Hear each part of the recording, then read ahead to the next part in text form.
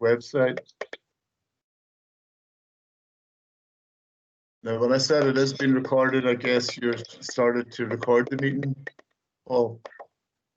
Yeah, like Leona will probably start it. Leona. Yes, it's recording. Thank you, Leona. Okay, so as members will be aware, Chief Superintendent Hazel Hendren has recently retired. So joining us from Police Scotland alongside Area Commander Chief Inspector Brian McKeough is Chief Superintendent Mark Sutherland, who takes over from Chief Superintendent Hendren as the Divisional Commander for Greater Glasgow Division. Chief Superintendent Sutherland has spent most of his near 20-year service in the division, where he started his career in 2001 at the city's West End Police Office. He went on to work in the division's Criminal Investigations Department and was staff officer to the then Chief Constable of Strathclyde Police, Sir Stephen House. It's during this time that Mark played an important role in the establishment of Police Scotland. Mark was previously the area commander for both Glasgow North West and Glasgow City Centre, and has also been a superintendent in the division in both an operations and events planning capacity. He returns to Greater Glasgow Division after playing a key role in Police Scotland's response to the coronavirus pandemic. Chief Superintendent Sutherland has a strong personal connection to East Renfrewshire, where he attended school and still coaches and participates in athletics, and so brings a good understanding of the East Renfrewshire environment and its diverse communities to this role. So a very warm welcome to Chief Superintendent Mark Sutherland. And I'm now going to immediately hand over to you to do the police report for this quarter, for the first quarter of 2021. Yeah, through you, just a couple of the preliminaries on the agenda. Apologies for absence and declarations of interest.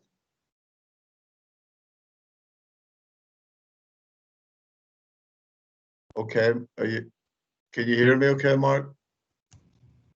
Yeah, I think someone's injecting from your secretariat, just looking to cover off apologies and declarations of interest, unless I picked that up wrong. Sorry about that, yes. Yes, we do have some apologies, Paul, please. Yes, through you, Chair, we've had apologies intimated on behalf of Councillor Devlin and Councillor O'Kane. And any declarations of interest from anybody at the meeting?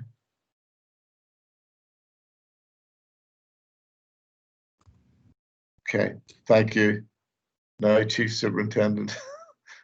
Okay, thanks very much. We're good to go. Thanks for your kind introduction. I'm not sure if that was a pen picture or an obituary that read as there, but I am delighted to be here and proud to be here, and particularly into East Renfrewshire.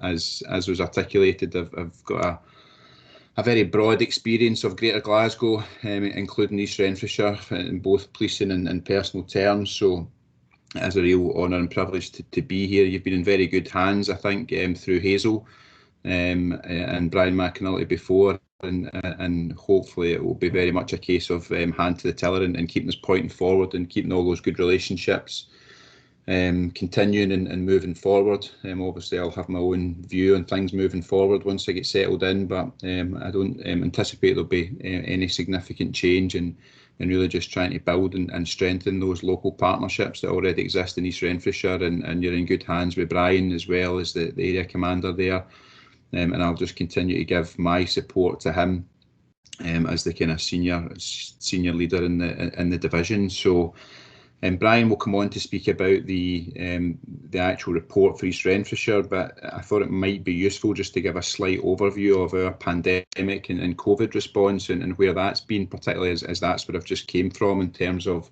operating in our command team, in terms of how we deploy our COVID response nationally and some of the trends that we've seen. So I'll touch on that briefly and then hand over to Brian. So in the early parts of COVID, we have mobilised a significant number of resources from back office functions and specialist divisions into frontline roles right across Police Scotland, including Greater Glasgow and East Renfrewshire, where officers who are normally deployed in other areas of business which have been stopped or were stopped were deployed on the front line, and that was all about us trying to meet anticipated demand through, acute absence in the force.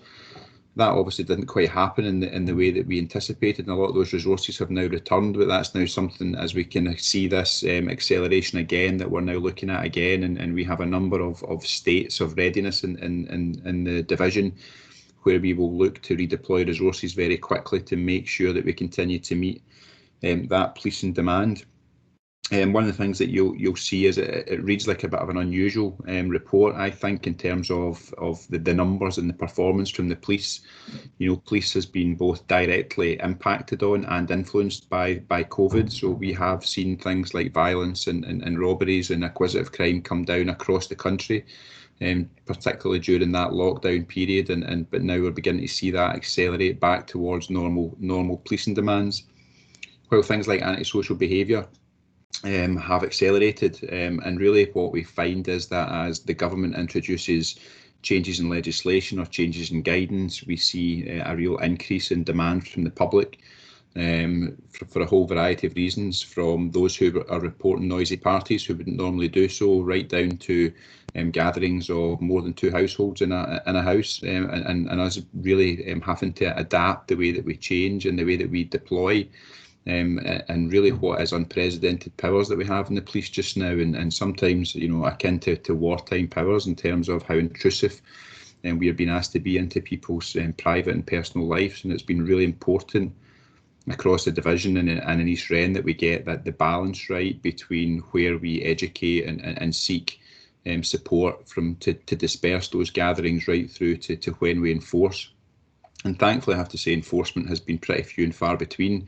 And I think that's right, that's our kind of last approach.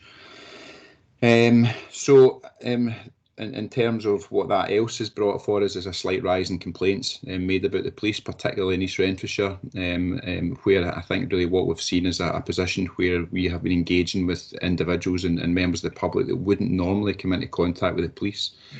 And I think what's been really positive for me from that, though, is that the majority of all those complaints have been dealt with by what we would call frontline resolution, which is in effect just an explanation to that member of the public as to why the police action was taken and what the purpose of that was, and that's then understood, and that complaint becomes resolved. So moving forward, I think we're in quite a challenging time as the new Rule of 6 beds in. I think we're also 7 or 8 months into the pandemic. I think there's a bit of a change in the public expectation that we will, where appropriate, take a slightly firmer line. And I think what we're looking at in the division is particularly around about those repeat callers and repeat offenders. So those regular addresses where we get called to, where indoor gatherings are breaching the numbers and parties are continuing. And that we'll seek to take a bit of a firmer approach as we move forward, and we continue to support the public health response in terms of COVID. So that's as much as I really want to say. The division's performing well in my view. I think some of what we see there is really akin to what we're seeing elsewhere across the country. I enjoyed my first Chief Officer group in terms of public protection, and it was really important to look at that violence against women aspect and draw that out through the COG and what we can do around about that. And Brian's on top of that from an East Renfrewshire perspective as well. So on that note, I will take a pause for breath, and I'll pass over to Brian to introduce the report in slightly more detail. Thanks very much, sir. Chair, I'm pleased to present the Cabinet with this update on our policing activities for the first quarter of 2020 and share some of the positive outcomes achieved. As Chief Superintendent Sutherland's already mentioned, this period has presented some unique challenges for policing in Scotland. I'm happy to report locally our officers adapted quickly to the changes that were implemented across the organisation, and morale in our teams has remained high. This has continued as lockdown has eased, and we've continued to engage in a positive manner with communities across East Renfrewshire. If I could now take you on to page 1 of the report, which provides some updates in relation to the priorities outlined in our local policing plan. In respect of drug dealing and misuse, the amount of supply cases reported to the Procurator Fiscal for people being concerned in the supply of controlled drugs rose from 6 to 7. The coronavirus pandemic obviously had an impact on the number of search warrants that were executed during the first quarter of the year. However, we did secure these warrants in urgent cases, and more importantly, officers remained vigilant and proactive whilst out on patrol. Due to this, we seized a variety of controlled drugs, including heroin, cocaine and ecstasy. Some examples of these drug seizures are on page 2 of the report and highlight our continued focus on this area of criminality. Moving on to violent crime. Overall crimes of violence have reduced slightly this year, with 126 crimes of violence recorded compared to 130 last year, and that's, as alluded to by Chief Superintendent Sutherland in his opening comments, a pattern that's been seen across the division and indeed the country. In relation to an East Renfrewshire perspective, there's been a reduction in serious assaults, with 8 reported this year compared to 10 for the same period. Of note, there was not a single serious assault reported in April and May, but unfortunately we have seen a rise in that type of violence as lockdown has eased, and it's something that I'm keeping a very close eye on. Reducing and preventing violent crime remains a key priority, and any reduction in this type of crime is welcome. So as I've said, serious assaults are down and common assaults are also slightly down, reducing from 116 last year to 116 this year. What we have noted in the first quarter of this year is that a lot of these assaults are taking place indoors, and that's potentially due to the restrictions that have been placed on people's movements due to the coronavirus pandemic. As already alluded to by Mr. Sutherland, a number of these crimes have involved domestic abuse, and you'll see from the report that domestic abuse crime has reduced from 88 to 83. What you will also have noticed, and perhaps is more telling, is that domestic incidents that have been reported to the police that we have attended have rose from 125 for the same period last year to 151 this year. And it's maybe a couple of reasons that we could look to sort of identify for the increase in that number of reports, and it's potentially due to increased tension in relationships due to the coronavirus restrictions, people worried about their employment status, and potentially an impact on mental health. But what I can give members assurance is that every instance of domestic violence was fully investigated, and any victims were referred on to the appropriate support agencies.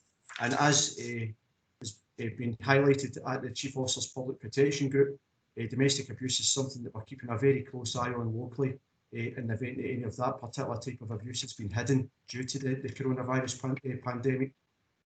Moving on to public protection, the number of sexual crimes reported this year is down 12 compared to last year, and that equates to 28 victims having come forward this year compared to 40 last year.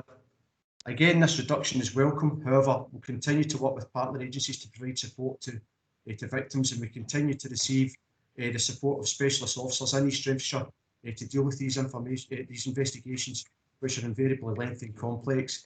And again, similarly to domestic abuse, we are keeping a close eye on these reports to make sure that any victims that haven't been able to report during the pandemic are now able to have the confidence to come and report to the police. Moving on to acquisitive crime. This year there have been 11 less victims of domestic housebreaking compared to last year. That's 8 crimes reported compared to 19 at the same point last year. This is also significantly lower than the 5-year average, where there have been 33 victims of domestic housebreaking. Again, the outbreak of coronavirus may have had an impact on this, as clearly more people were remaining within their homes for longer periods of time. However, we weren't remiss in relation to this, and officers across the area have continued to carry high visibility patrols to make the area as less attractive as it possibly could be for people intent in carrying out criminal acts. We've continued to receive the support of our dedicated community investigation unit in relation to some housebreaking crimes, and again I've noticed some of the positive outcomes that they've managed to achieve along with local officers in the first quarter of this year, and that's detailed in page 2 of the report. Moving on to antisocial behaviour, antisocial behaviour and disorder. This is probably one statistic that's probably drawn a wee bit of attention from members. In the first quarter of this year, there have been 1,152 reports of antisocial behaviour compared to 549 last year, which is a significant increase of 603.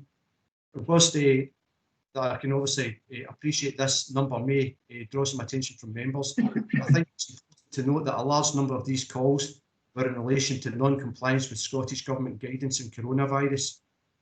As Mr. Sutherland's already said, these reports included reports of people who weren't socially distancing, holding parties, and indeed reports of large gatherings in parks and open spaces. And obviously we've linked in with partner agencies in respect of these. But I think probably the reporting increase does have another aspect to it. I think certainly through the whole coronavirus pandemic, people have been more willing to report matters to the police than they might previously have been willing to do so. And that's partly resulted in an increase in numbers.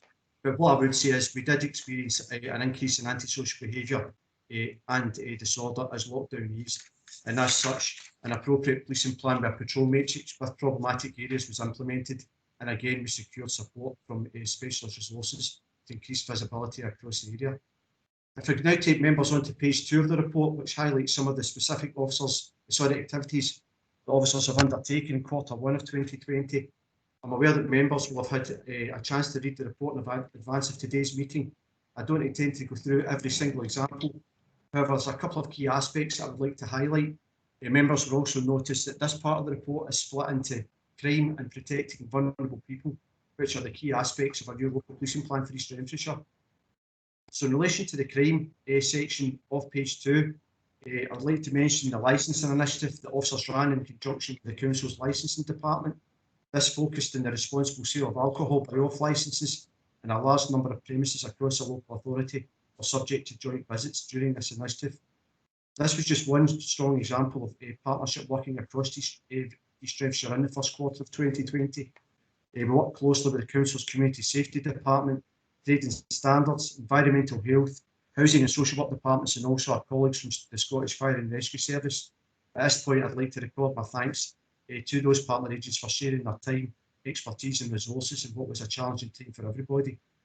Secondly, under violent crime, there is reference to an incident where officers were confronted by a male in possession of a knife who had assaulted 2 members of the public. Thankfully, these type of incidents are relatively rare in East Renfrewshire. However, the officers involved quickly brought the situation under control and prevented the person from harming anybody else. The individual concerned in this incident is currently awaiting trial in relation to this incident. Moving on to protecting vulnerable people, community engagement continues to highlight road safety as being a priority for communities across East Renfrewshire. And as you will see from the report, our officers have carried out a number of road traffic checks and been visible across the local authority, detecting a number of people for road traffic offences, which have included dangerous and careless driving, driving under the influence of alcohol and speeding. And we've also received report from colleagues in the Road Policing Department in this regard, which has hopefully improved road safety across the local authority and has received positive feedback from members of the community. And the final item I'd like to draw members' attention to is under the heading of domestic abuse, adult protection and child protection. In June, Greater Glasgow Division established a new domestic abuse investigation unit. The officers in this unit investigate domestic cases with the highest risks associated with them and link in with the relevant partner agencies. They also assist local officers with any domestic abuse investigations that they are undertaking. This has been an extremely positive development, with the unit already having taken some significant investigations forward. And I've highlighted one incident in East Renfrewshire, which has obviously resulted in a positive outcome. But that was also a good example of a number of partner agencies working together to get that successful outcome. And that unit continues to provide support within East Renfrewshire. So, Chair, that concludes my update to the Cabinet. Again, I'd just like to record my thanks to all the partner agencies that we received support from during the coronavirus pandemic. I'm quite sure that collaborative approach has benefited communities across East Renfrewshire, and I'm happy to take any questions members may have. Okay, thank you very much for that, Chief Inspector. It is great to hear from you again after such a long absence, but we have been in contact, obviously, throughout the period and with many members. So if I can start off, kick things off with the questions, there's been a significant rise in calls regarding antisocial behaviour, probably not to be expected in many ways. But the police have been very focused and they've dedicated a lot of resources to tackling this in public spaces. Even since the easing of lockdown and tackling gatherings with targeted patrols around the parks, the schools, and the school muggers in particular. And sometimes we associate antisocial behaviour with very young children, but not necessarily in relation to the muggers. Close liaison with partners, including the council, has been very, very prominent. And you have made use of resources from the wider division of the off-road bikes and so on. So we know all that. So my question is, we appreciate the excellent work done by yourself, Chief Inspector, and your officers over the last 6 months in particular, in very difficult and unprecedented circumstances. And we know that particular efforts have been made on the antisocial behaviour front. So in relation to the significant increase in antisocial behaviour, included within this category are calls regarding the breaches of lockdown restrictions. Is it possible to break the figures down between COVID-specific calls and, if I can say, ordinary antisocial behaviour calls? Yeah, thanks for that, Chair. I was also keen to get an understanding of why there was that increase in demand, and I think we've potentially already touched on it in some of the comments that have already been made. I've not had the opportunity to fully delve into it with our analysis of performance unit, but to give you some context around about those figures, they are made up partly by our complaint figures and also our disturbance calls, and at least 350 of those calls have been in relation to people reporting matters in relation to TALA. So, sorry, that's our operation name in relation to coronavirus. So it's a fairly significant proportion. Now, I do appreciate that leaves a number of maybe 250 calls extra that are in amongst that. But I think, as we've already alluded to, there has been increased reporting by members of the public. They're quite happy to phone us potentially when they wouldn't have been in the past.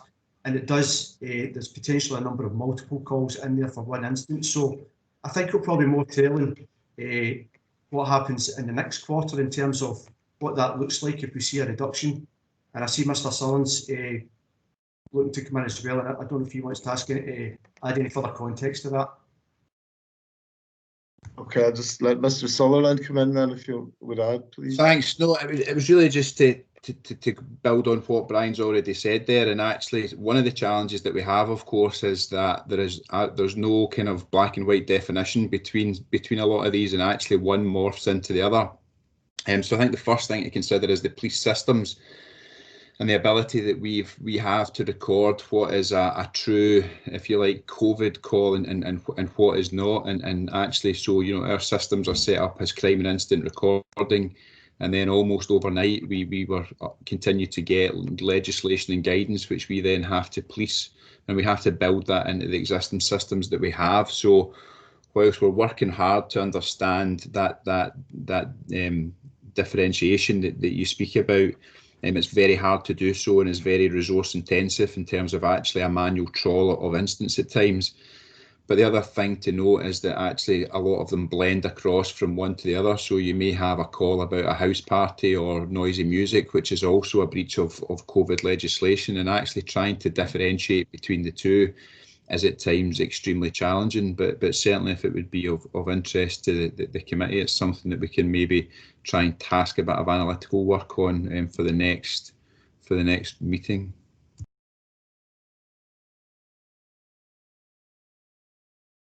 Great, thank you very much for that. Okay, I'll ask one more question and then we'll open it up to the general floor. And the question was about assaults. Well, none of the serious assaults are down, but we're more in the domestic violence assaults. So the number of incidents has risen, but the number of crimes recorded has decreased slightly. So in relation to that, why the number of recorded crimes hasn't risen when the number of incidents attended has increased by 17%? And first of all, before you answer that question, can I just congratulate you on the phenomenal work that we know you have been doing in that whole area? No, thanks very much, Chair. Again, I think the crimes recorded are similar to last year, and again, I think probably mentioned it already earlier in the report. I think that the domestic incidents that we attend have went up again. Excuse me, probably due to an increased tension within relationships, potentially about being in the house, unable to go to work, worries about employment and mental health. But like I say, I think it's absolutely important to recognise that when we go to a domestic incident, that's not just where it finishes. The officers will put in concern reports, which will be reviewed locally by myself and colleagues in the domestic abuse unit. So I think, yeah, it's hard to drill down into why exactly there's been that rise in incidents, but we do continue to support victims where it's appropriate. And I think Mr. Sons already talked about the Chief Officers Public Protection Group. So I think we're confident in East Renfrewshire we've got those solid partnership working arrangements to make sure that we're dealing with any victims of domestic abuse. And again, it's certainly something that we're monitoring very closely as lockdown eases and as things move. So, yep, I think there's a variety of different factors in there, but yep, probably just an increased tension in relationships. And what I would say is very conscious of the fact that abusive relationships, people might be sort of being kept in the house. So we are keeping an eye on it. We're not going to see that spike in reports as things change. So it's something we do monitor very closely. Okay, thank you for that. And I see that Chief Superintendent Sutherland's hand is up. If you want to add to that, please. No, it was apologies. I had left it up from the last time, but I would echo Brian's comments. I think what we've seen across the country is a rise in what we would define as no crime domestic incidents through the lockdown effect, and that's replicated here in East Renfrewshire as well. Thank you for that. Okay, there's a lot of hands up, so I don't know what your screens look like, but I'm just going to go clockwise here, and I'm going to start with Councillor Grant.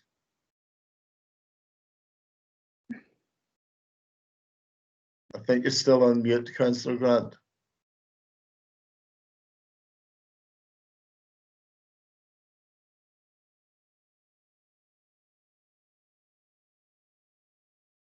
Okay, all right now. It was okay for a minute.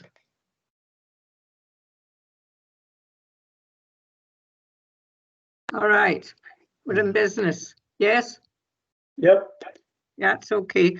I'm very concerned because I think the police are being put in a very invidious position of having to carry out what is coming under antisocial behaviour.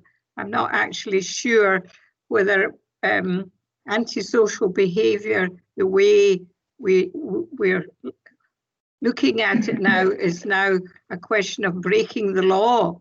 I mean, if I give you an example, you can maybe give me a steer. If I have a friend comes to my house for a bit of chat and a cup of tea, am I breaking the law? Because I could go next door to the garden centre and meet my friend and have a cup of tea and a chat there. So it's a bit tricky. I don't want to find myself as a criminal. Am I doing something criminal by having my friend come in for a cup of tea and a chat? I mean, I really beginning to feel that we're becoming a police state, you know, which is the last thing we want. But this is where I feel the police are being put in such a bad situation, because it's not something that they have made. They've got enough to do with the job that they normally do.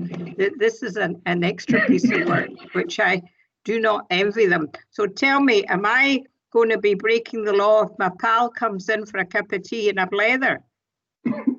I'll answer this one then on behalf of, given my most recent COVID experience. I suppose the answer to that is it depends what you have with your tea.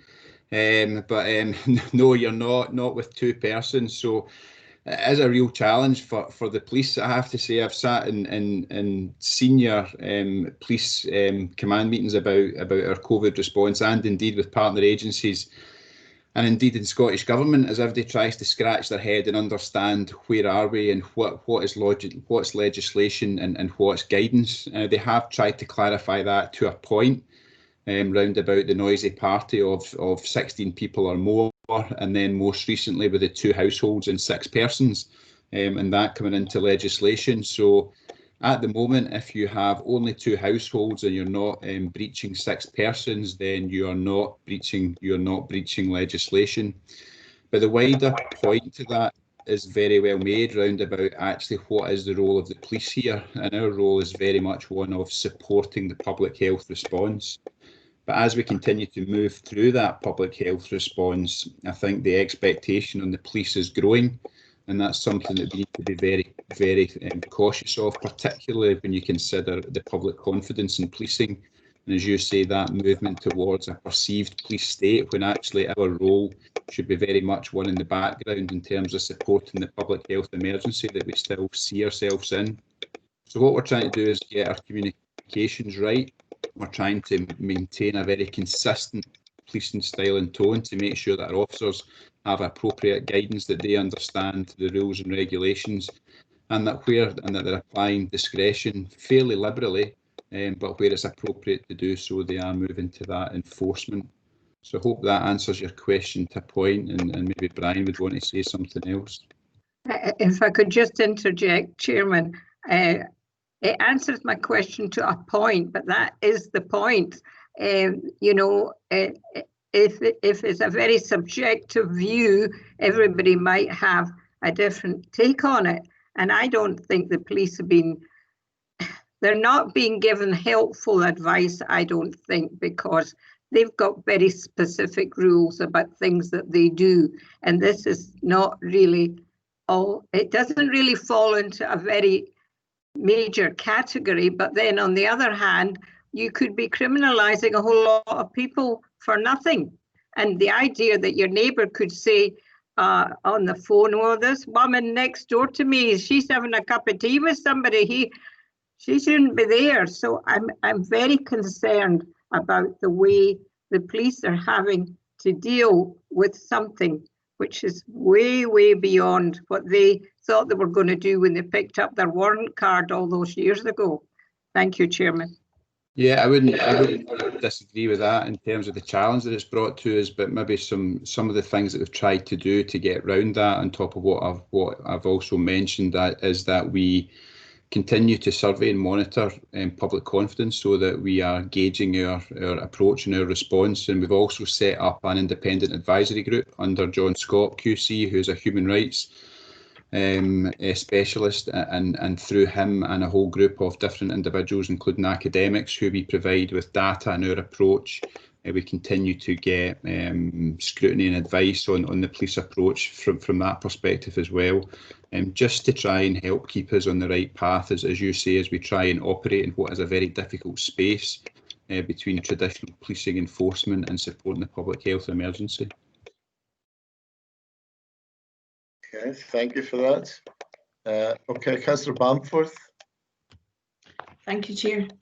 First, I'd like to thank all the local officers for these challenging times, and as we've just heard, there are differences between what people want and expect from their police and the police principle of policing by consent. And I know these challenges aren't just local here. Throughout the UK, police are being given these extra powers and having to negotiate their way around them, but I would personally like to thank the local officers here. What I would really like to ask is a couple of questions around the domestic abuse. And I know you've mentioned the figures of crime going down from 88 to 83 and incidents going up from 125 to 151, which is alarming in some ways, but in others we want these things reported.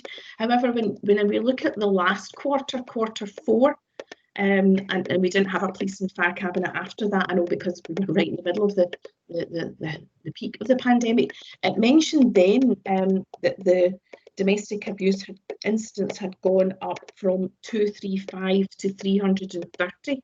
Now that appears to only be a quarter as well, so I'm just wondering about the discrepancy there.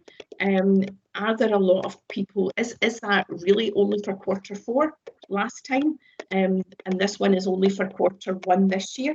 And if that is the case, are we missing a lot of people that we should be supporting, or is it just the way that the reports have been measured?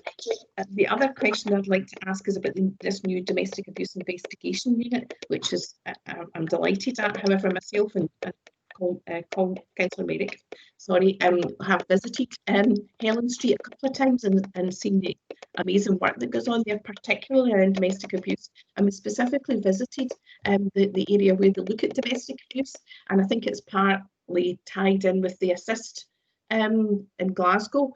And I'm just wondering, is this one that you mentioned in your report, is this linked to the one already in Helen Street? Is it linked to Assist, or is this in addition to those? Okay, thanks very much, Councillor Bamforth. So a couple of questions in there, so I'll try and address the one in relation to the figures first. The figures referred to in the Q4 report should be cumulative figures for the whole of 2019-20, but I'll double check that and get back to you. If there's a discussion to be had about you would prefer the Cabinet reports to just feature sole figures for that particular quarter as opposed to the full year, I'm quite happy to have that discussion. But I'll double check the figures for Q4. But my initial feeling is that those will potentially be for the full year, and that's why you'll see that the higher numbers. Moving on to the Domestic Abuse Investigation Unit, yeah, they're very much linked in with our existing structures. So we've got our Domestic Abuse Task Force who work out of Eastgate, and they cover all the domestic incidents for Greater Glasgow Division, of which East Renfrewshire is part. And those officers there very much deal with the concern reports that I alluded to, the officers submit when they go to a domestic incident. They link in with Assist when necessary. They'll do domestic abuse disclosures to victims that have made inquiries about their partners to make sure that we're protecting victims as much as we possibly can. And the new unit that's been set up in Govan, I think it's maybe the Concern Hub that you might have visited when you were over there. And that's where they triage a lot of the forms that go in to look at where it's appropriate who we share these forms with in terms of the risks and the vulnerabilities associated with victims. But the new unit that's been set up is very much a front-facing unit. It's different. It's an investigation unit. It's a mixture of detective officers and uniformed officers who will go out and actually carry out investigations, linking in with our colleagues that more carry out, I would suppose, back office functions. This is very much, they'll review the high-risk domestics, they'll speak to the colleagues in public protection, they'll link in with area commanders, and they'll take on the highest risk domestic abuse cases. So it's very much a front-facing investigation unit, whereas you could maybe say that some of the other units are more support functions and looking at making sure we're linking in with partners and doing disclosures to victims. Hopefully that covers off your questions. If you'd like me to clarify, I'm more than happy.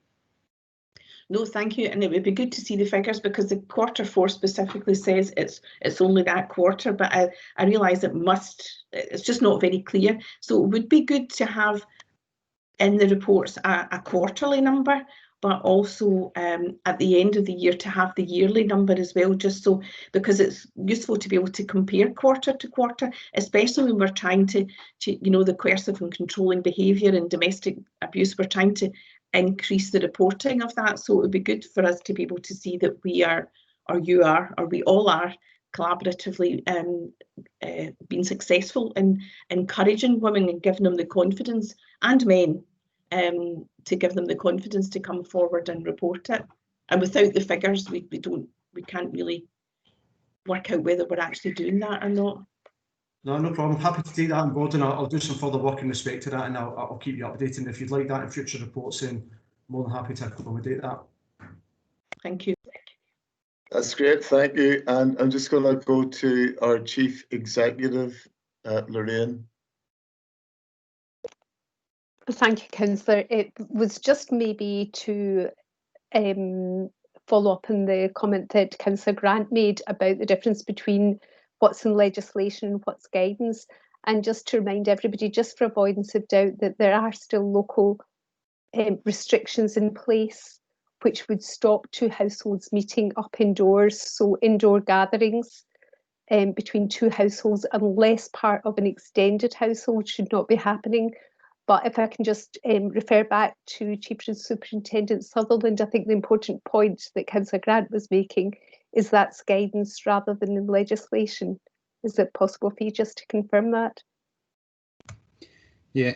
So yeah, thank you. Yeah, so I suppose I was speaking from a national perspective rather than in East Wren, and indeed the other local authority areas across Greater Glasgow, East Dunbartonshire, etc., that have the localised lockdowns. So the localised lockdown prevent any visiting of households at this point in time, but that is guidance.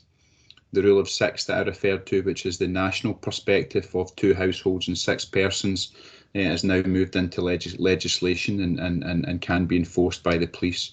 So the localised lockdown in East Renfrewshire prohibits any indoor visits effectively, unless as part of that extended bubble, and that is guidance, and therefore the police are quite often called to deal with those types of incidents, but there is no enforcement power, and it is purely round about us engaging and educating those who are together, and that rule of 6 hopefully in the near future East Ren and others will come out of the localised lockdown, and that will allow household visits of 2 households and no more than 6 persons. So thanks Lorraine for clarifying that with me.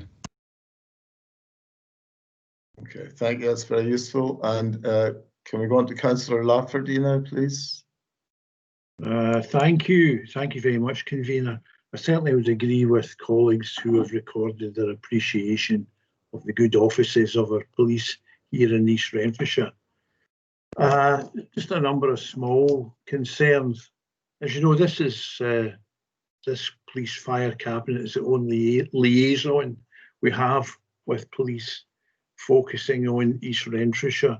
The police boards have gone. With the current lockdown also, we're missing the liaison with police through attendance at community councils in East Renfrewshire.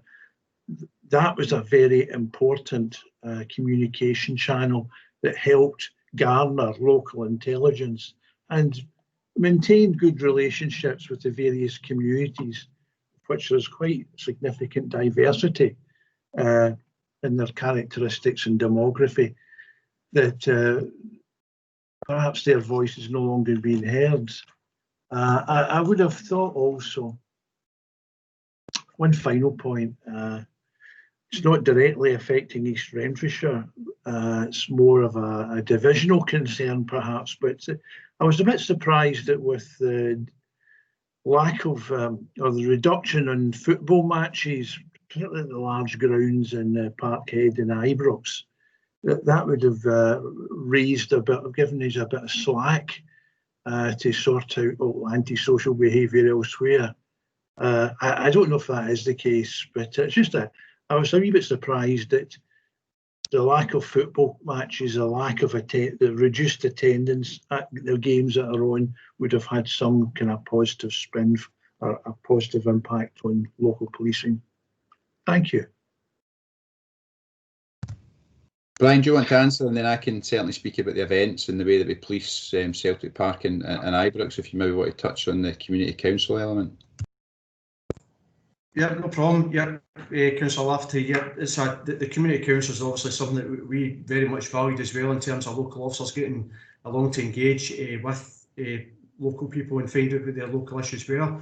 What I would say is obviously the coronavirus pandemic has had an impact on that. We have continued to provide the reports when it's been appropriate, and my support sergeant here links in with the sort of community council lead for East Renfrewshire. So more than happy to try and have a discussion maybe off table about how we take that forward. Things are obviously tricky now, with, as we've thought about local lockdowns in East Renfrewshire, and it's very much about public perception as well. So if we can find a way that we could collectively do that safely for everybody, then I'm sure we could take that forward. The other thing I was going to suggest as well, might be beneficial for members, is we do have the quarterly ward meetings with yourselves, which have obviously not taken place due to the pandemic, and I've been speaking to Constable Peach and Malelo about hopefully getting those up and running now that we seem to be able to move forward in Microsoft Teams. So I thought that might be quite a helpful thing to do as well, to get those ward meetings back up and running. So a couple of aspects of that, but again, happy to have further discussions in relation to the community councils. Now I'll just hand over to the Chief Superintendent in relation to the events part. Yeah. Can I briefly come in? Sorry, Brian. Just I apologise for forgetting about the quarterly ward meetings. Yes, these are very valuable and useful, and I would look forward to perhaps joining with the convener if there was any further discussions in the future. Thank you. Thank you. Okay, thanks. So first of all, I would echo Brian's comments about the importance of the community council meetings, and if there's anything that I can do as commander to get access to Teams for our officers or etc., if that would help, then that's certainly something that I would commit to. In terms of the antisocial behaviour and the events, I think you're right to a point in that we have had some additional capacity, particularly through the early parts of the lockdown. But at that point in time, actually, we didn't have a particular issue with antisocial behaviour, which is something that's really accelerated as we've moved through phase 2 and phase 3 of the roadmap. And Brian has a particularly detailed patrol matrix for his officers round about public spaces in East Renfrewshire and where they are and having good officer attendance at them. But actually, a lot of the reports that we're seeing is actually about private dwellings, which are much harder to predict other than our known repeat offenders. So even where we have increased capacity, it's difficult to try and stop the volume of those calls coming in. What it's allowed us to do is respond to them quicker than we would normally. In terms of the events, obviously you'll be aware there is a Police Scotland have a cost recovery element in terms of our events. So actually quite a lot of our events in Celtic Park and Ibrox are by officers out on overtime. As a result of the cost recovery element. So these are not necessarily officers that are taken from the street, whilst some of the bigger games for our Old Firm games and European, we definitely have to reach in, unfortunately, into those who are on the front line to bolster that. Where possible, we try and use our cost recovery to bring officers out on overtime. So there's not necessarily always been that additional capacity, but you're right. I think the officers have in truth welcomed in some ways the early part of lockdown when our policing demand was much lower. But as we've seen phase 2 and phase 3, we've actually faced a real complex set of challenges as that demand for traditional policing has escalated along with the pandemic response. So that additional capacity hasn't lasted all the way through those 8 months, unfortunately. But Brian's got a good grip on those public spaces. He's got a good grip on those repeat offenders now for noisy parties, and that's where we're trying to direct the officers locally.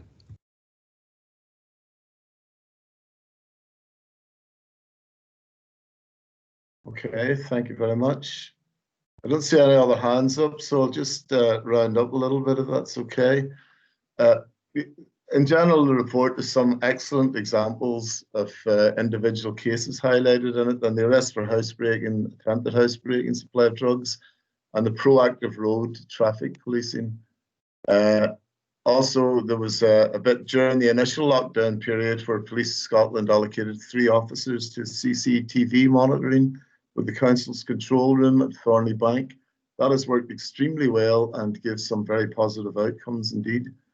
And of course, the GRIP meetings, we talk about the partnerships, and that really is where a lot of strength and multiplicity of effort comes. The GRIP meetings have continued throughout lockdown, and the weekly meetings haven't been moved online. So again, thank you very much to Police Scotland in general and the officers that have carried out some tremendous work. And what is, we tend to forget this sometimes, a completely new world that we moved into.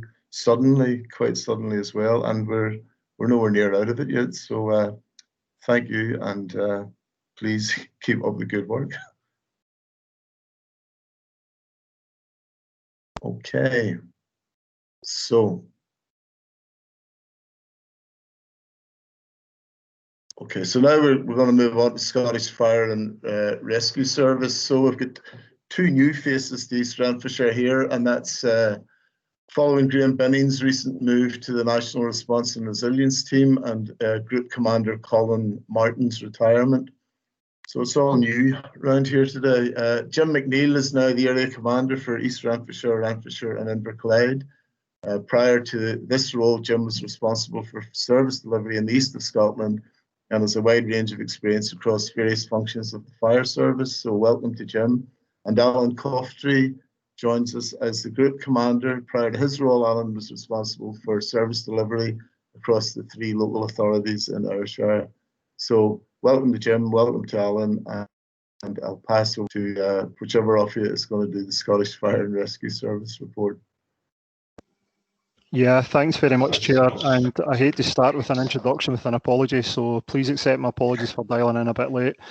I was getting my Ethernet connections all mixed up. I tried Wi-Fi, so I actually tried to do a hotspot as well, so I've kind of bamboozled myself with technology, so I'm absolutely delighted I managed to come in. Thanks very much for those very warm welcome words, and for Cabinet members, I really do look forward with great ambition to taking over from Graham, who was a dear friend of mine. I genuinely relish the opportunity to work alongside partners, and when you think about some of the outstanding work that has been undertaken during COVID, and listening to both Brian and Mark there from colleagues from Police Scotland, really extraordinary times, and we've probably seen the best in some of our partnership working to make sure that people are supported during those periods of time.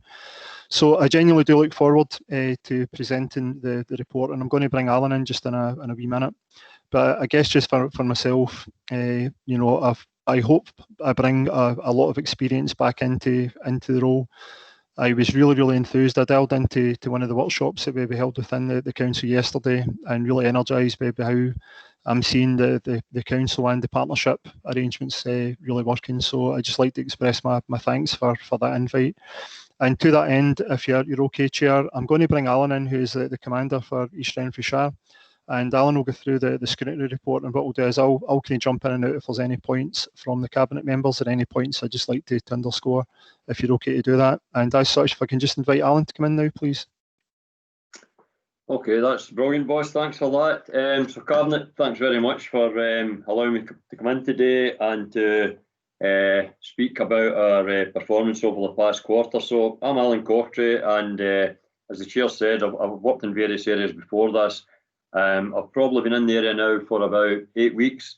I had been kind of searching out an opportunity to come into this area because I worked here some years ago in a lesser capacity, and I saw an opportunity in my new role to develop the area, to get involved in the partnership, and I'm really looking forward to doing that. To echo what Jim said about with regard to the meeting yesterday, the sessions in that were brilliant. I thoroughly enjoyed them, and again was inspired by the kind of commitment that the partnership has working as a team, and I look forward to being part of that as we move forward.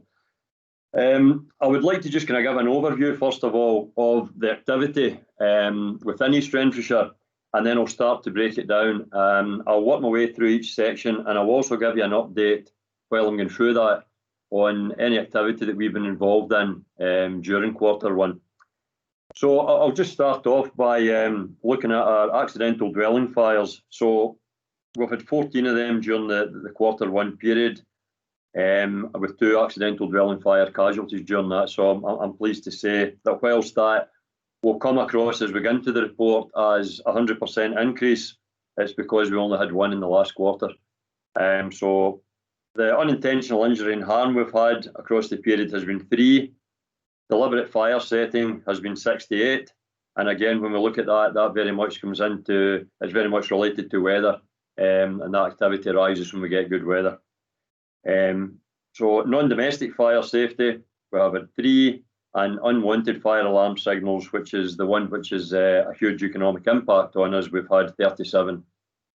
So I will move on to the body of the report, and I'll start off by going through fires. So primary and secondary fires, we've had a reduction of 22% from the same period last year, I'm pleased to say.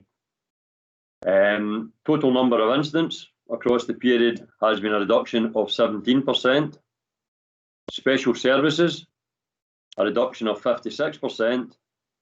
Fire and non-fire casualties, so right across the board with that, a reduction of 74%, and a reduction in false alarms of 3%. Now our UFAS incidents, which are unwanted fire alarm incidents across the quarter, though we've had a reduction of 40%, the economic cost of that is still in about £73,000. So that is a massive impact on our budget. Now, during the lockdown period, we've reduced our accidental dwelling fires, our response to unwanted fire alarm signals, to 1 appliance, which has had a significant impact, and we're continuing to do that. That only affects normal premises, and any premises which has got a sleeping risk or is deemed as high risk will continue with the normal predetermined attendance to them. Jim, have you anything you want to come in with the UFAS there? No, thanks, Alan. I think just for Cabinet members, I think the importance to look at the planning assumptions we moved into during COVID. I think it saw some real stark reductions in the movement of our appliances. So what comes along with that is we're mitigating some risk out from the vehicles travelling at speed to unwanted fire alarm signals, and also it displaces our appliances, where if you look at the kind of normal operational activity, anything up to about 30-35% of our activity across the 3 local authority areas are tied into UFAS, which means if at any given point appliances are laying out their local station area. So that is a really, it's a really dramatic figure in terms of that reduction, and I'm working closely with the centre in terms of what happens when we start to ease a bit more in terms of lockdown and we get more people coming back into the workplace and so on. But it was just to give a picture, Alan, in terms of some of the work we're doing just now and the preparation work we'll start to do as we start easing out of lockdown. Okay, thanks for that, boss. As we move on, domestic safety, so accidental dwelling fires, I'm pleased to say that we've had a reduction and we're down to 14 against the same period last year. The kind of key areas of activity within the wards are Barrhead, Liverside and Upland Moor, where we've had 36%, Clarkson, Netherley and Williamwood, we've had 29%, Giffnock and Thornleybank, as has been previous, low activity 7%. Newton Mearns, South Eaglesham is the same. And as we move into Newton Mearns, North and Neilston, we're sitting at 21%.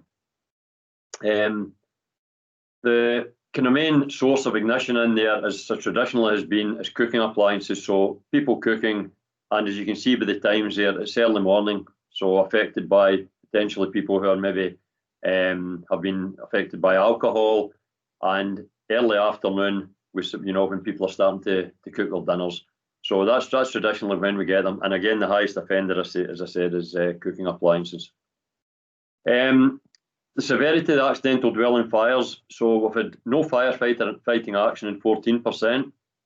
We have had no heat or smoke damage in 57%, and no fire damage in 21%. So all good news stories. We've had direct firefighting in 36% of those. 36% have been affected by distraction, by humans leaving, pots on the cooker, etc. And pleased to say that alcohol and drug impairment has had 0% effect on that this quarter. Automatic detection and actuation, which I'll speak a wee bit further about just in a minute or two. But pleased to say we've had detection in 100% of these houses. So the supporting activities we're putting in there to be more proactive is clearly working there. Calls made via linked alarm systems has been 86%, and subsequently detection actuated has been 86%. So despite communities spending more time at home during the lockdown period, our accidental dwelling fires show a decrease from the same period last year. Cooking remains the common source of ignition. And any incidents we've been at, we've had 100%. So that's providing us with early warning and an intervention. Now, I would just like to run through a few of the activities that we've been involved in during this time. So during the Q1 and into the COVID period, our partnership community activities, which has been carried out by our community action team, we've had 16 independent initiatives there, which we've tied in with our partners. So when I mean independent, I mean individual activities, but with support of our partners. We've carried out 57 home fire safety visits. 26 of those have been high risk. And after incidents, our post-domestic incident response we've carried out has been 53. And from those, we've generated a further 43 home fire safety visits, and we've fitted 81 smoke detectors. Our other equipment we've supplied during that period is 2 sets of fire retardant bedding to vulnerables within the community. And we now have contact and communication protocols set up across our stations to monitor that 7 days a week. So in the event that one of our appliances goes into East Wren at any point in time, and they identify somebody who would benefit from retardant bedding as an immediate response, we can set that up straight away at any time. We've also used Make the Call campaign, which was contributed to targeting the high risk in the community during the ongoing pandemic. and driving down fires in the home. The initiative encouraged people and partners to make the call to refer someone they knew or they'd been in contact with who may be at greater risk of fire. So predominantly, people who are over 50 and a smoker, people who had mobility issues, and people who were logged as being on medical oxygen. If we identified people that weren't logged as being on medical oxygen, we would then put protocols in place to have that recorded prior to any appliances turning up at their door in any future incidents. During the period, the delivery of our home fire safety visit programme was suspended, with us only targeting high-risk visits. However, our personnel provided fire safety advice to our communities by contacting all addresses which were recorded on our home fire safety visit recording system.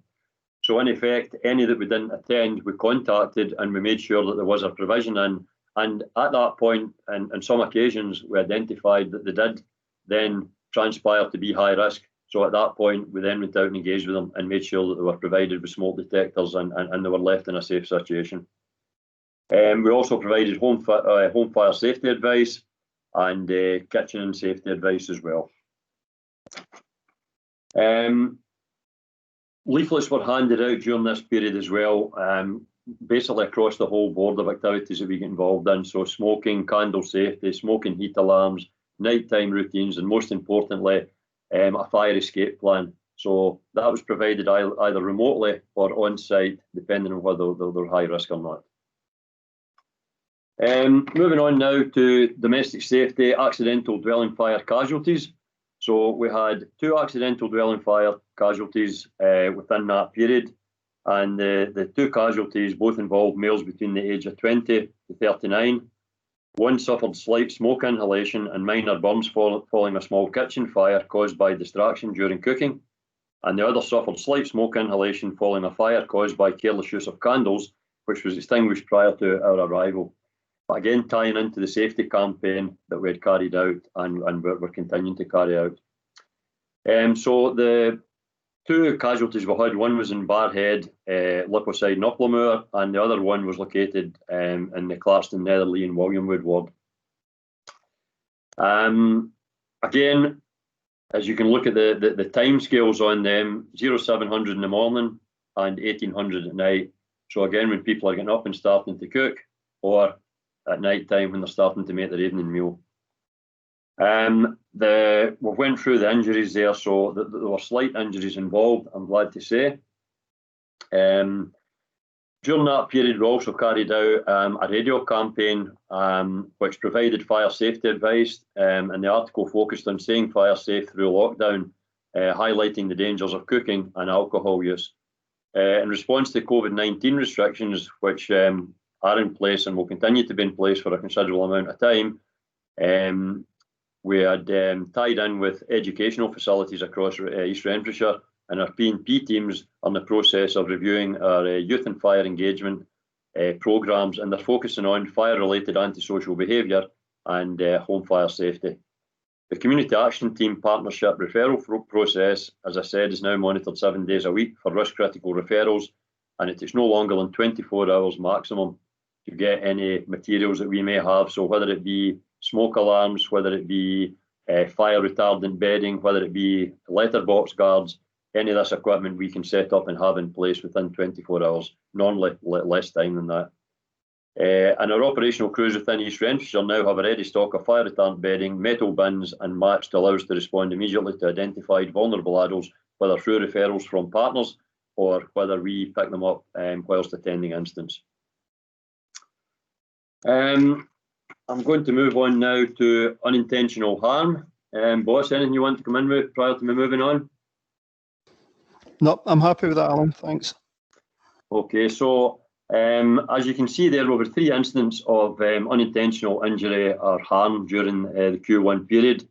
So year on year, that's a reduction of 80%, and the 3-year average, it's a reduction of 19%, I'm pleased to say. So we had one of the events was in Barrhead, Lipposide and Upplemore ward. One was in Clarston, Netherley and Williamwood, and the third was in Newton, Mearns, North and Neilston.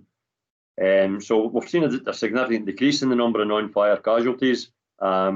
One was a fatality, and the 3 of them involved us assisting partner agencies. So that's door entry to allow partners to get in.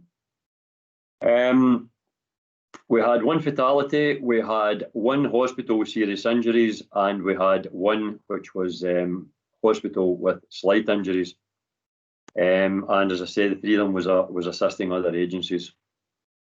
The community action team are continuing to fully function across East Renfrewshire, and they're providing community safety support to public partners and operational crews.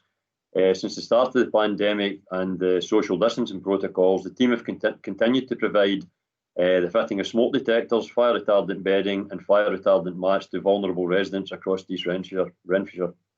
And the team have also reviewed approximately 180 of East Renfrewshire adult protection files, and detailed communication was carried out with the designated adult protection coordinator at all steps of the process to ensure compliance with adult protection protocols. So moving on from that there, I'm going to move on to deliberate fire setting. So deliberate fire setting, again, we have saw a year-on-year reduction of 26%, and our 3-year average has remained static. So we had a rise in 2019, 2020, again, weather related, and so taking that into our 3-year average, it's been a significant drop this year. 46% of those have been in Barrhead, Leiboside and Uplemore, 28% Newton, Mearns, Norton and Neilston, and Giffnock and Thornliebank 13, Newton, Mearns South and Eaglesham 12, and 1% in Clarkston, Netherley and Williamwood. There's been a significant decrease in deliberate fires in a year-on-year indicator, and a high percentage of deliberate fires were of a secondary nature involving grassland, moorland and trees, and again very much weather related. We have seen an increase in vehicle fires, and our community action team are currently working on a programme of education which they'll continue to follow. Jim, do you want to bring in anything on the deliberate fires and the peak times that we've identified there? No, Alan, just a couple of wee points, and for the chair and cabinet members, we know that this is a perennial problem, especially when we start talking about grass fire season. That's something we're really looking closely in terms of what education processes we can put in place to try and identify the muir-burn season and potentially mitigate the impact in crews and the resources have been tied up to some of these grass fires. Cabinet members will be aware, we're probably not getting them as severe as what we see happening up north. But at the same hand, it still registers quite a number of resources tied up to deal with the grass fires. And I guess, Alan, final thing for me was just around the vehicle fires. I know we're working closely with Police Scotland colleagues just in terms of any residual work that needs to be undertaken in terms of identification and, let's say, any type of advice, etc. we can offer up. That's freely undertaken between both parties. Thanks, Alan. Absolutely, thanks for that, boss. So just to give you an overview of our deliberate fire setting engagement activity, prior to COVID-19, along with Police Scotland, wardens and youth officers, we were in the process of engaging with all schools whilst attending each parents' evening to highlight the consequences of deliberate fire raising in the local community. Throughout this period, the community action team have continued to monitor and liaise with local businesses, ensuring trade waste is not seen as an easy target. And our thematic action plans have been very much focused upon reduction of primary and secondary fires, reduction of refuse and rubbish fires, and reduction in deliberate fires in industrial and commercial areas. We've also looked to reduce fire-related antisocial behaviour, again with tying in with colleagues in Police Scotland, and assisting police colleagues by identifying young offenders and passing on information which we become aware of. Moving on now to non-domestic fire safety. So non-domestic fire safety, we have had a reduction of 50%, and on the 3-year average, we've had a reduction of 22%. So we have had in there one which has been in Barrhead, Leiboside and Uplemore, and we have had 2 which has been Clarkston, Netherley and Williamwood. So a significant decrease in there over both year-on-year and the 3-year average indicators. And the 3 fires involved private garages and sheds, private garages and a shed, and therefore not premises classed as relevant premises under the Fire Scotland Act.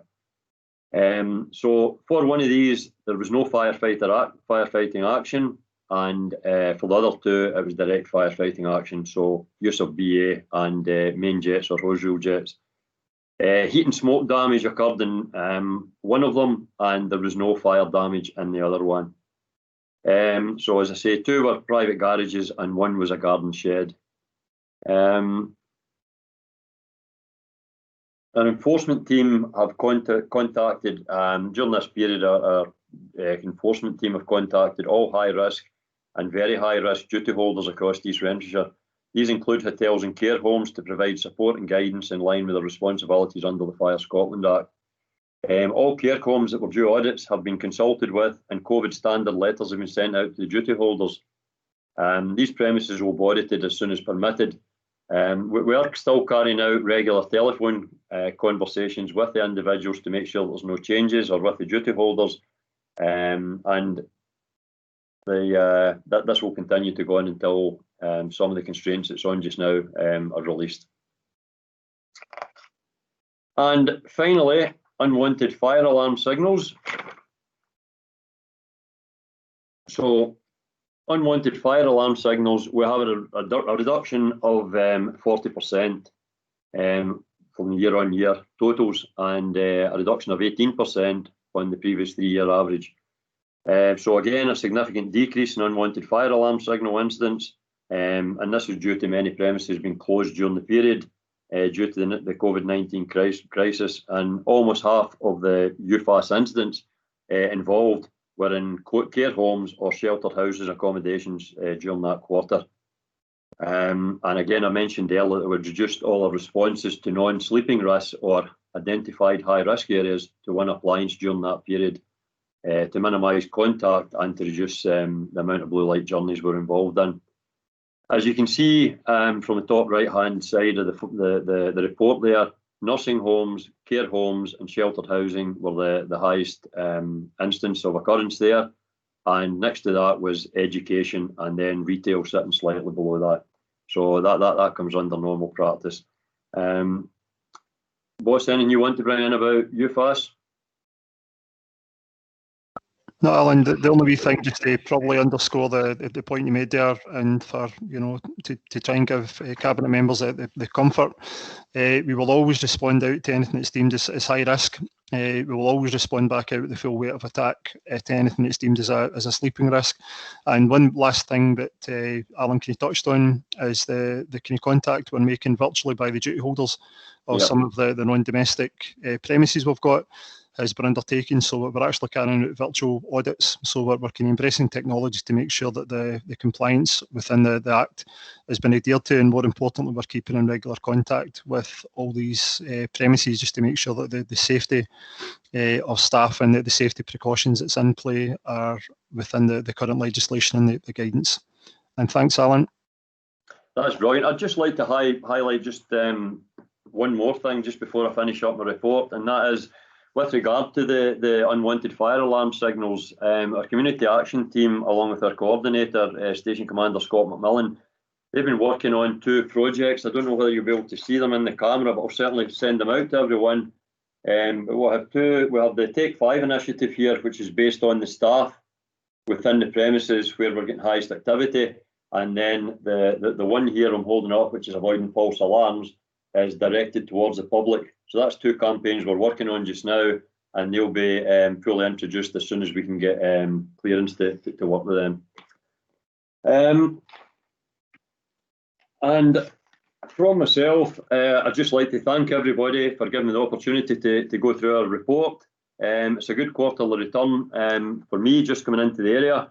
I'm looking forward to working along with the area commander to build on this, and certainly really pleased with where we're sitting just now, and looking forward to continual support from all the partners, and just a minute just to thank everybody for their support, and looking forward to working together. Thanks very much. Happy to take any questions.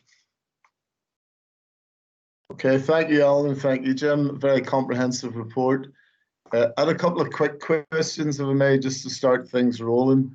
So normally, I'm not sure if you've actually answered this one throughout your presentation there, but normally Scottish Fire and Rescue Service would go into schools and engage with the young people to dissuade that willful fire raising and raise awareness about water safety.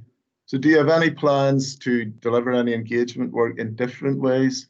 And my other question is about, we're looking forward to the third quarter now, still under pandemic, perhaps, who knows, but we have fireworks night coming up again, and there could be, well, there already are some concerns about the impact of the cancellation of large-scale displays, and that may increase the use of fireworks in more residential settings. And do you have any preparations for that, or any plans of education or anything else to deal with that? So yep, I am absolutely, Chair. Jim, do you want to come in first, or are you happy for me to go ahead? Yeah, Alan, just one wee thing. I'll touch on the virtual process we're looking at again. So we're just waiting on the delivery of some GoPro cameras, so we can actually start to deliver some local and some very, very direct input that can be captured on either a YouTube channel or something we can physically take into the schools to try and mitigate the one-to-one contact we've got there. So that education piece is absolutely, it's at the cornerstone of everything we do from an area perspective. That drive and the passion that the team have got around the prevention agenda is something we'll maintain, and we're just looking at every opportunity we can to do that within the current COVID restrictions. And before I bring Alan back in, we debrief the events around Bonfire Night every year. There's subsequent meetings and planning processes that is absolutely well in tune to identify, if these events do go ahead, if the organised events cannot go ahead, and the impact on these local, more personal impacts of Bonfire Night. So that's absolutely well in train for the comfort of the Cabinet and yourself, Chair. Alan, I'll bring you back in just for any other points. Okay, thanks, boss. With regards to that, I'll probably start on the fireworks one. So being part of the working group that prepares for that, we've already started our work, and our work's underway for that. We'll base our work on the worst case scenario, and each year we always look at, because of the reduction of organised displays, that introduces more displays which pop up in areas we don't expect them to.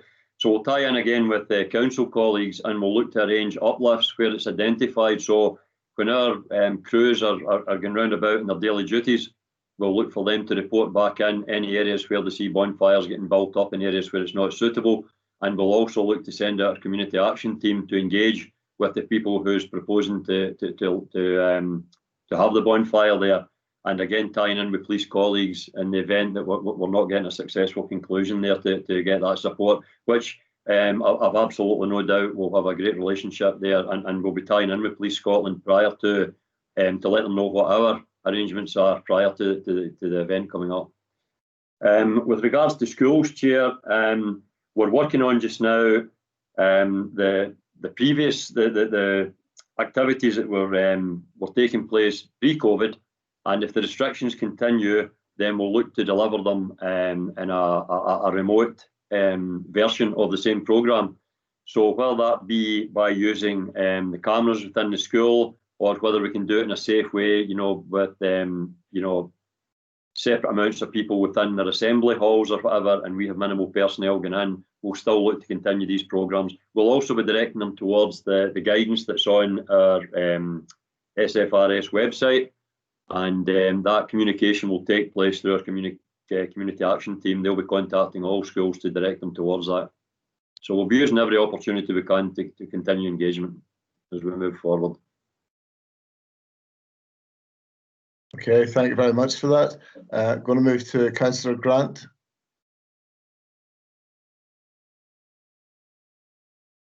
Oh, I think you're on mute, Councillor Grant.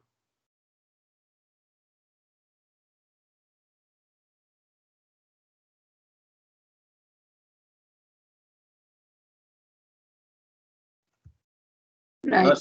I don't know why it keeps doing that. It was just a quick question. Telecare, which is something that we've obviously been promoting for a long time. So under the accidental dwelling fires, where it's got 86% of the calls were on the telephone. Is that part of the telecare business? Absolutely, yes. Okay, well, I just want to make sure the telecare business is working. No, Councillor, I can assure you, it's one. Having worked with it previously before coming into this area, and I was part of the rollout within the 3 Ayrshires.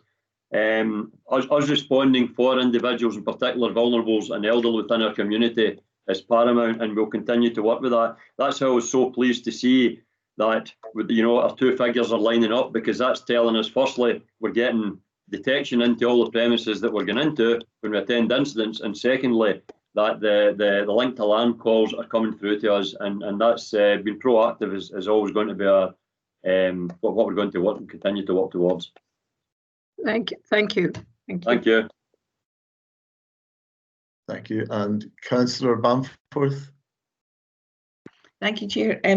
I'd like to record my thanks for all the work Strathclyde Fire and Rescue Service do, which we know from your report isn't restricted just to fires, and particularly my role as the IGB Chair. I'm particularly grateful with regard to your support for our vulnerable people around safety advice, fire safety, slips, trips, all that kind of thing. And I know during the pandemic, we're called out to a lot of other issues around reservoirs, quarries, things like that in this area, which I know created a large amount of consternation locally, particularly around the picket law. But I'd like to ask you a couple of questions. The first one is around the unwanted fire alarms in nursing homes and care homes, which you recorded at 47%. I'm just wondering if those numbers are still comparable with last year. It's just because the others have gone down 40% that theirs looks disproportionately high. So is it the same numbers? It's just because the others weren't in operation, like because I know the Avenue supermarket shopping centre used to produce a lot of the false alarms. So if you could confirm that. I'm also a bit intrigued by the trends in page 4 when you look at your operational trends in regard to all fires. 2018-19 there was quite a dip, and then 19-20 it went up again, and it seems to be falling again. So I'm just wondering if we got a general explanation for why it dipped and why it went up, and can we have another dip like we did in 2018-19, which I'm sure you're aiming towards? Yeah, absolutely. Thank you for that, Councillor. So firstly, on the deliberate fires, as I'd said when we were going through the report, these are very much weather related. So if you look at it there, a high instance of deliberate fires have been on grassland, moorland and trees. So if we get a warm summer and we get a warm spell at the beginning of the year when the grass is turning, then that tends to have a significant increase on our secondary fires and our deliberate fire setting. So if we get a year where it's the weather's a bit poorer, then we don't tend to have the same activity. So that's the explanation for that there. And with our UFAS or our unwanted fire alarm signals, I don't know, boss, do you want to come in on that? Have you anything you want to add to that? Yep, Alan, up just the bit on UFAS, Councillor Bamford. Thanks very much for the questions there. I guess if you look back to a previous series of reports, you'd probably see that education and sheltered housing and nursing homes still probably sit within the top criteria, and that is absolutely the right thing to do. I think it's stack set against the number of shops and premises and industrial premises that are no longer in operation. That's how I think the disparity in numbers is looking quite stark on it just now. But predominantly, I could take myself back to 4.5 years ago as when I was the LSO for Argyll and Beautysmith and Bartonshire. It was probably the same top 3 or 4 kind of criteria that was applied. So I guess it is something for us. We'll take a real close look at as we start to see the premises coming back online, and the prevention agenda and some of the strategies that Alan highlighted there with some of the documents that he showed to the Cabinet just a few minutes ago. But that's something I'm keen to keep the kind of drive and enthusiasm around, so we can deploy our resources correctly to where we deem the highest risk is. And we can put the ownership back onto the duty holder to at least do the kind of take 5 element, do a check before the call comes through via their alarm system back into our control, and it prevents, with the greatest respect, 3, potentially 4 appliances running under blue light conditions to something that we know is probably down to improper fitment or dust or the wrong type of detector that's been fitted. And we're working through them. We've got a UFAS champion within the area, and it's that officer's sole role to look at every opportunity where we can look to move on to a preventative agenda. And the engagement across these premises is something that, I've got this as a primary focus from a personal point of view and from an area point of view, and it stands up as probably one of the things we talk about during our performance meetings on a monthly basis. Councillor, I hope that helps, Alan. I'll just bring you back in just in case there's anything else.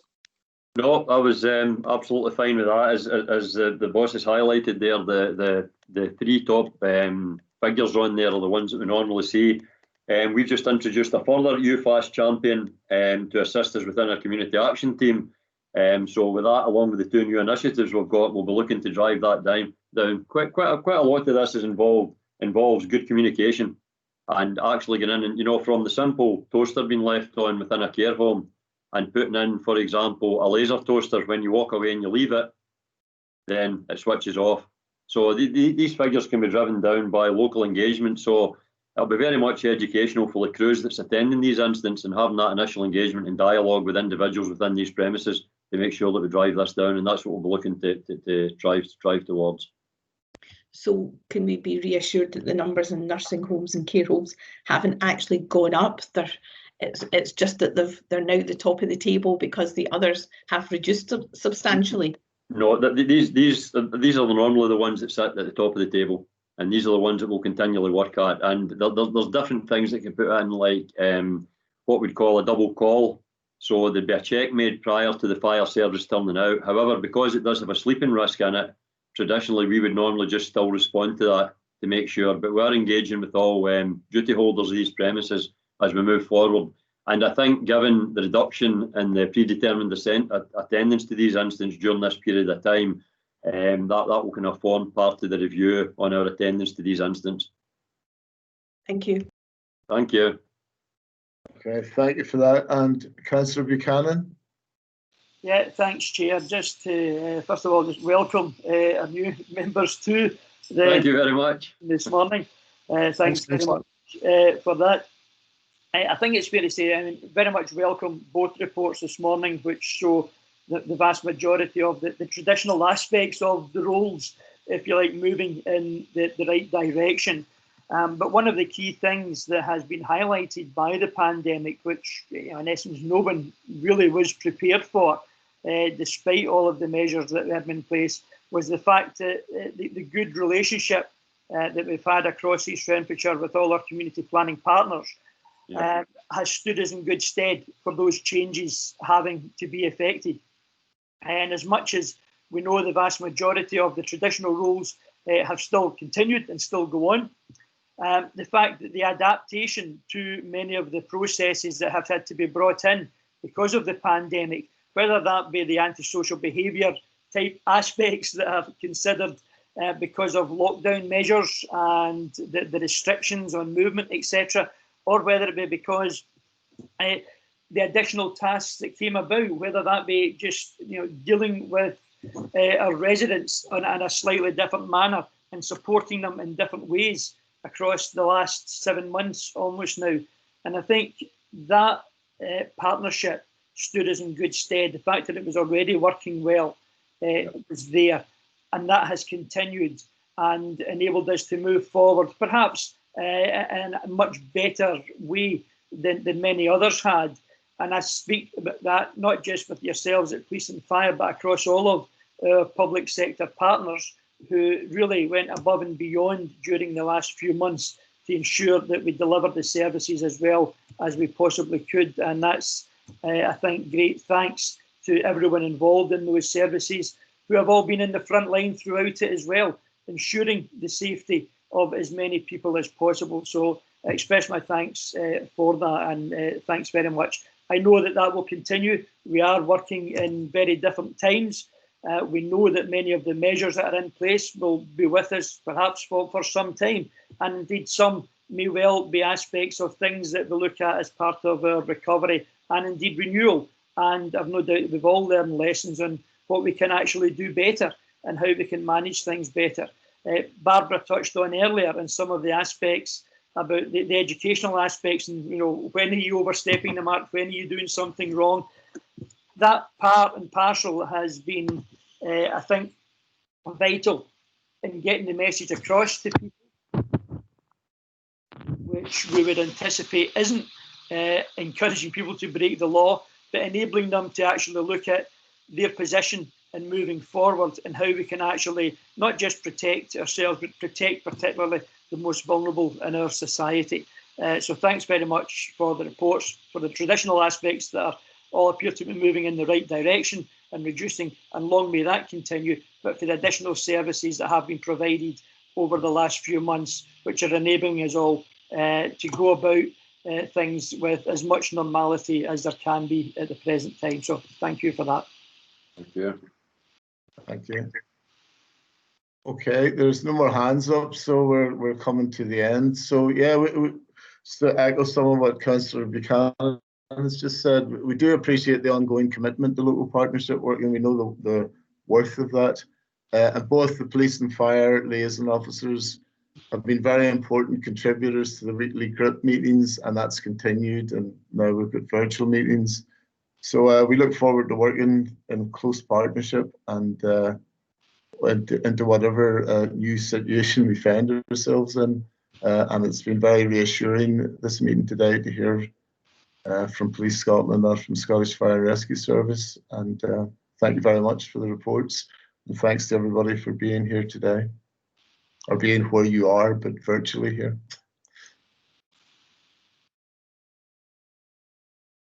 Okay, thank you. Thank you. Thanks very much, Chair. Cabinet members, thanks again. Take care. Thank you very much. Thank you. Thank you. Bye-bye. Thanks, everyone. Bye-bye. Thank you. Cheers now.